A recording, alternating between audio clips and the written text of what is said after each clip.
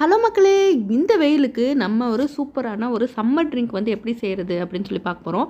அதுவும் நம்ம முலாம்பழத்தை வச்சு நம்ம செய்ய போகிறோம். இது வந்து முலாம்பழம் லஸ்ஸிங்க.